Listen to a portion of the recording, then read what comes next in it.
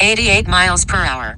First things first, I focused on a bunch of other things throughout this, but then when I went back and watched it fast motion again right from the start, I noticed that tempo is probably one of the biggest things that sticks out to me. That it looks like you're trying to get going fast right off the ground, and there is no real, there's no utilization of the actual fall before you sit. Okay, so trying to get going really fast and sit and get through this section.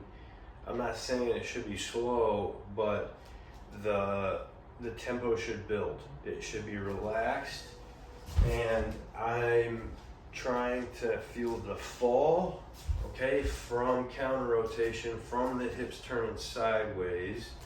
That's what starts the fall, okay? As Pedro would say, give my hips to the target, okay? And once you feel that, then you can sit, okay? So I think that it also may be this move that you're making forward may be because you're sitting a little bit too early, and you should be staying taller through the first part and staying closer, more compact with the hands through the first part, and just allowing the hips to do the work before really trying to speed everything up.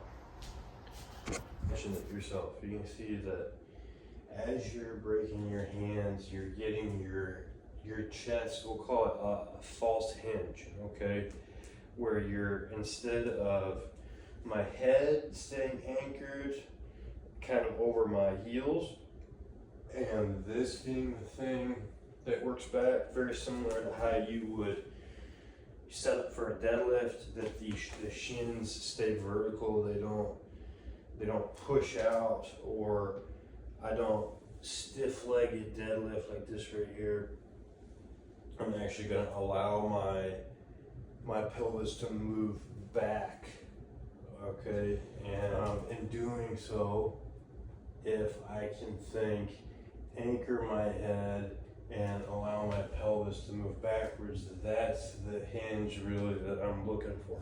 Reason as to why you want to do that, I think, has a lot to do with how far your hands get out away from your body, and that they're taking a track where basically they break the plane that you set by this knee, okay? So if I had a wall here, okay, and my hands were to stay inside of that, okay, as opposed to getting past it, okay, we're to stay inside of that frame, okay, and you're to stay back here, especially since you're over the top.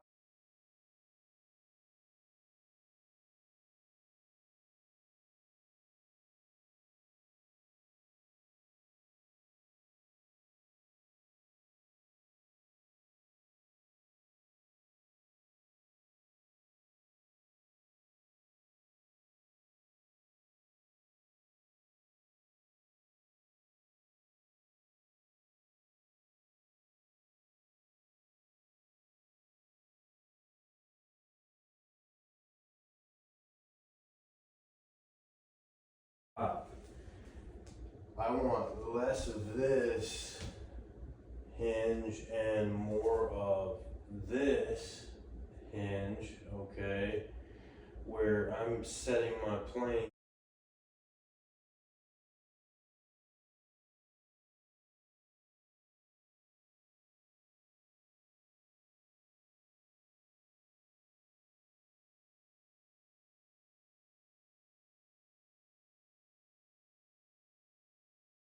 And in the second film that you sent me, I think you actually did a better job at doing this. There's less movement forward with the head when you're facing Boston, because you can see from that behind angle that it's like, see that angle kind of like this, that your shoulders working down on plane, okay, pretty well. It's matching the plane that you're setting.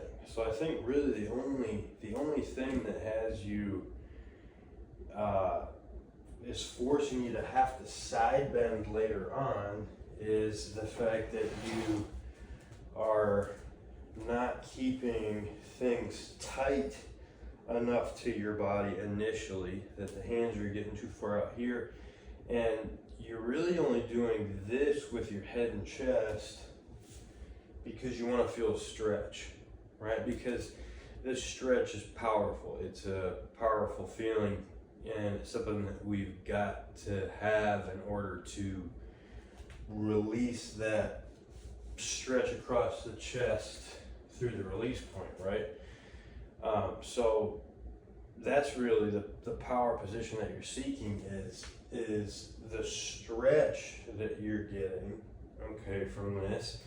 So I would say instead think my head's going to be anchored, my hips are going to move back, and my hands are going to stay tight to my body, and over my hips, over my lap, basically, where my lap is, my hands are going to stay there, okay, and head's going to stay back. And then because I'm keeping this closed, that's how I'm going to feel my stretch, okay, and that's how I'm also going to limit this going left, okay, of my target line, and instead keep it from passing the target line and only allowing that left side, like I say, to come down. Top of the ninth. Important for Nick to ERA in just 3 appearances to take. Like it seems like you're already doing pretty well. So just realize that that stretch in the pec that you're trying to feel, you're creating it like this instead of keeping this anchored and feeling it like, almost like if I were to anchor this and pull this side back, okay?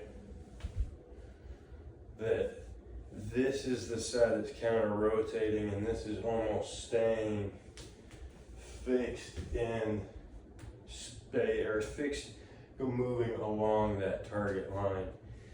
And I think that should give you less of a desire to side bend at the end, because you won't have anywhere to side bend to.